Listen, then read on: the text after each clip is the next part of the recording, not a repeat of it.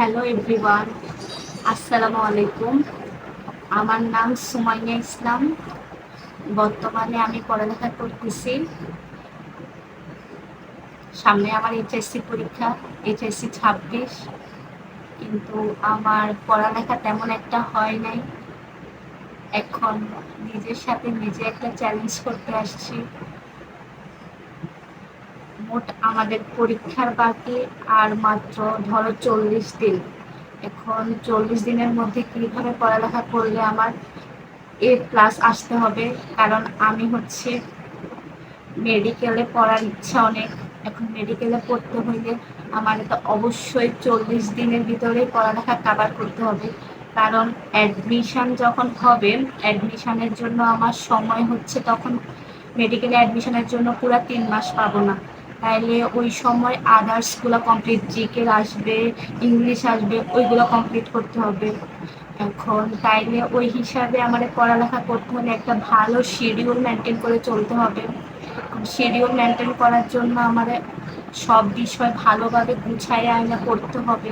তো গুছাই করার জন্য আজকে নিজের সাথে একটা চ্যালেঞ্জ নিব যে আমি কিভাবে 40 দিনে A+-এর মতো পড়ালেখা করতে পারি।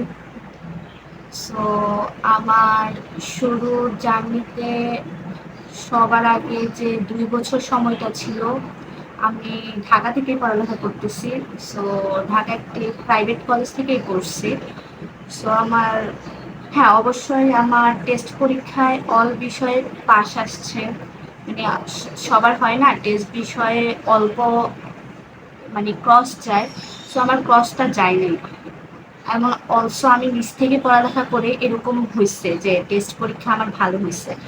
কিন্তু আমার মনে হচ্ছে যে আমি এইচএসসি পরীক্ষার জন্য ওইরকম প্রিপেয়ার না।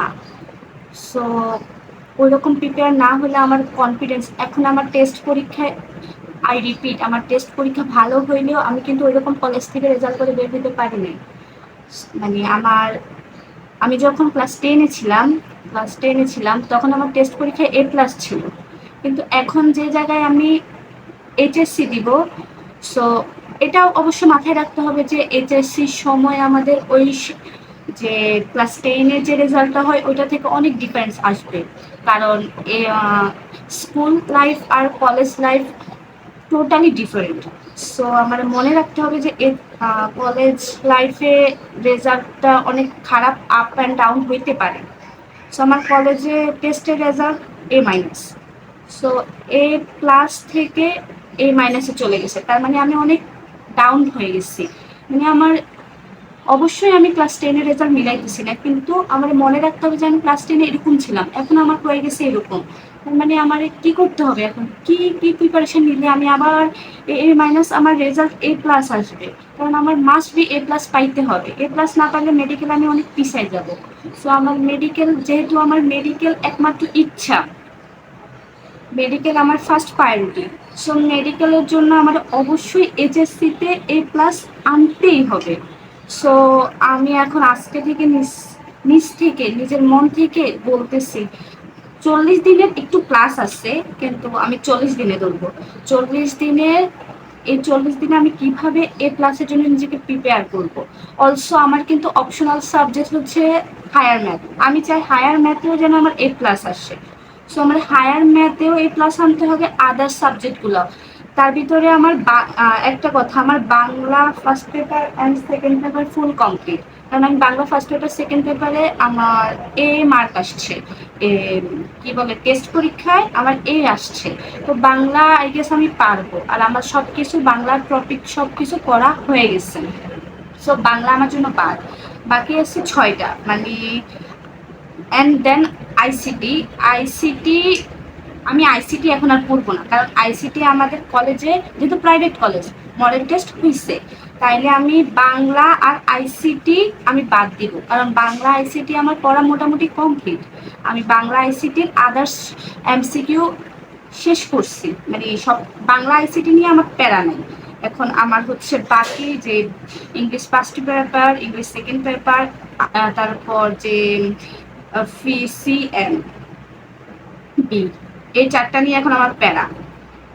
তো আমি এই 40 দিনে আমার এই পিসিএম এর সব চ্যাপ্টার তো পারবো না, তবে যে চ্যাপ্টারগুলো বাদ দিয়ে আমি পড়লে আমি ভালো রেজাল্ট করতে পারবো ওই হিসাবে আমি পড়বো। সো আমি কালকে থেকে আস্তে আস্তে ভিডিও আপলোড করব। আমি 40 দিনের সবগুলা ডেজ, প্রত্যেক দিনে সবগুলা ডেজ আপলোড করে করে দেখাবো যে আমি কিভাবে আমার, ইনশাল্লাহ আমি জানি, ইনশাল্লাহ আল্লাহ আমাকে যদি ওইরকম তৌফিক দেয়, ইনশাল্লাহ আমি A+ আনতে পারবো। এই তো। তো আজকে থেকে আমার চ্যালেঞ্জ শুরু। আমি নিজের সাথে চ্যালেঞ্জ নিছি, আমি অবশ্যই A+ HSC তে আনবো।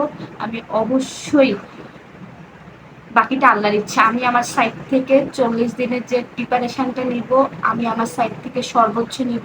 এখন আল্লাহর কাছে বলতে হবে, আল্লাহ যদি চায় অবশ্যই আমি পেতে পারি। ইনশাআল্লাহ আল্লাহ সহায় হবে। আল্লাহ হাফেজ।